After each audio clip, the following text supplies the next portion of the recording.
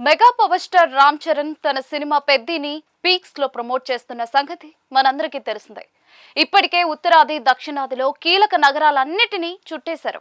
మొన్న భోపాల్, నిన్న విజయవాడ ఈవెంట్లలో ఊక వేస్తే రాలనంత మంది ఫ్యాన్స్ పోటెత్తారు.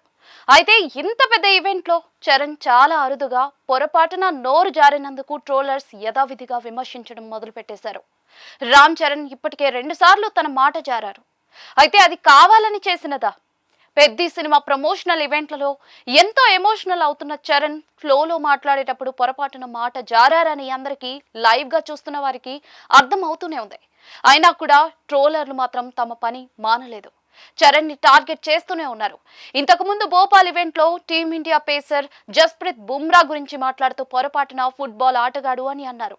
అతడికి అభిమానిని అని చెబుతూనే ఆయన ఈ మాట అనడం బుమ్రా అభిమానుల హృదయాలను గాయపరిచిన మాట వాస్తవమే. అయినా కూడా అక్కడ సందర్భం ఏమిటి, ఎందుకు రామ్ చరణ్ తడబడ్డారు అన్నది కూడా గమనించడం చాలా ముఖ్యం.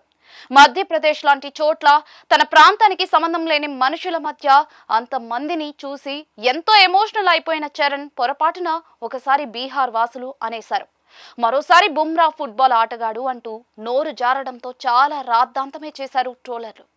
అయిన దానికి కాని దానికి ట్రోలింగ్ చేస్తూ వినోదం పొందడం ఈ డిజిటల్ యుగంలో నిత్యం చూస్తున్నదే. అయినా కూడా అక్కడ సమయం సందర్భం ఎందుకు పొరపాటు జరిగిందో కొంచెం కూడా ట్రోలర్లు పట్టించుకోలేదు. భారీ జన సందోహం మధ్య జనం చాలా ఎగ్జైట్ అయ్యి ఎమోషనల్ గా మాట్లాడేటప్పుడు దొర్లిన పొరపాటు అది. ఇప్పుడు పెద్ది విజయవాడ ఈవెంట్లోనూ చరణ్ పొరపాటున మాట జారారు. తన పెద్ది నిర్మాత సతీష్ కిలారు సెట్ లో 3 షిఫ్ట్లు తమతో పాటే ఉండి ఎలా హార్డ్ వర్క్ చేశారో చరణ్ తన మాటల్లో చెప్పారు. సెట్ కి వచ్చి ఇలా టీ తాగి అలా వెళ్ళిపోయే నిర్మాతలనే చూశానని, సతీష్ అలాంటి నిర్మాత కాదని కాంప్లిమెంట్ ఇచ్చిన చరణ్ ఫ్లోలో మాట్లాడేటప్పుడు నిర్మాతను ఉద్దేశించి మాట్లాడుతూ వెన్నుపోటు అంటూ పదం జారారు. ఆ తర్వాత పెద్ది టీం కు వెన్నుముకగా నిలిచారని సరిచేసుకున్నారు. అయితే చరణ్ పొరపాటున నోరు జారినా కూడా దానిని హెడ్ లైన్స్ లో పెట్టి కొన్ని యూట్యూబ్ మీడియాలు, అసంఘటిత మీడియాలు దానిని హైలైట్ చేయాలనుకోవడం వింతైన మానసిక స్థితికి అద్దం పడుతూ ఉంది. ఇక తన నిర్మాత సతీష్ కిలారు మొదటి సినిమాలా కాకుండా 50 సినిమాల నిర్మాతలా పనిచేశారని కూడా చరణ్ కితాబిచ్చారు.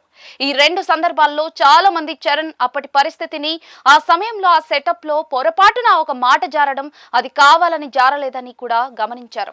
అయినా ట్రోలర్లు మారడం లేదు. దీనిని ఒక నేషనల్ ఇష్యూలా మార్చేస్తూ ఉన్నారు.